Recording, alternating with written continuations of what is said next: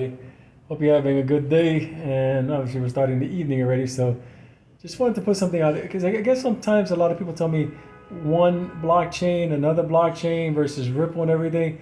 On one of I think it was the last video, one of the users user names, I can't remember what it was, said that Chainlink can't settle, and I'm like, yeah, the problem with this, that's actually good for us, but I'll talk about that later. The problem is that no one can settle.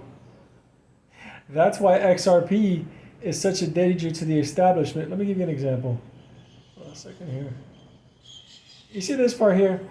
Financial institutions use XRP to bridge two currencies to facilitate faster, more affordable cross-border transactions around the world. See, that's the part that fucking terrifies the system.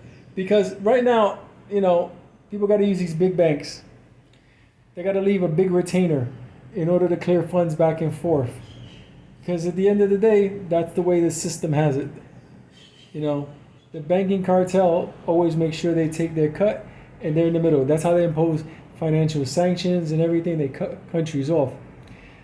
See, XRP is interesting because it allows banks around the world to connect to the ledger or the ledger's plug-and-play system.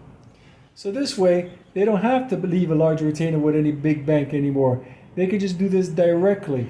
And that's why it's being sued. That's why it's being attacked. That's why there's the hit pieces and everything. Because the second that happens, you're talking about the gravy train is over for the banking cartel.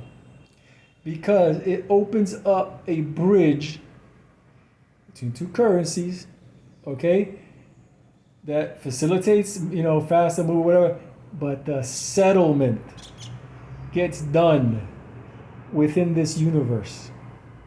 And that is what's terrifying these motherfuckers. So when people tell me, how do you think it's going to be high in price? I am telling you, this shit has more worth than you can figure it out. But at the end of the day, I'm just telling you, this thing replaces the need to do the traditional bank leaving money in the master's account and basically having them hold the money just to make sure that you had enough on your tab for them to back your credit. Like, yeah, he got enough money. Approve that transaction. That's a fucking scam.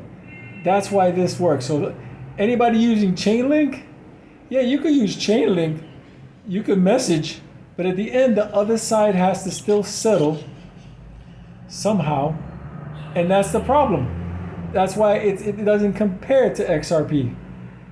That's why people use Chainlink. They're eventually going to cross over to XRP either way. So we're going to benefit from a lot of that stuff anyway. But the reality is this. This is the reason why. And we're not even talking smart contracts and all that other shit.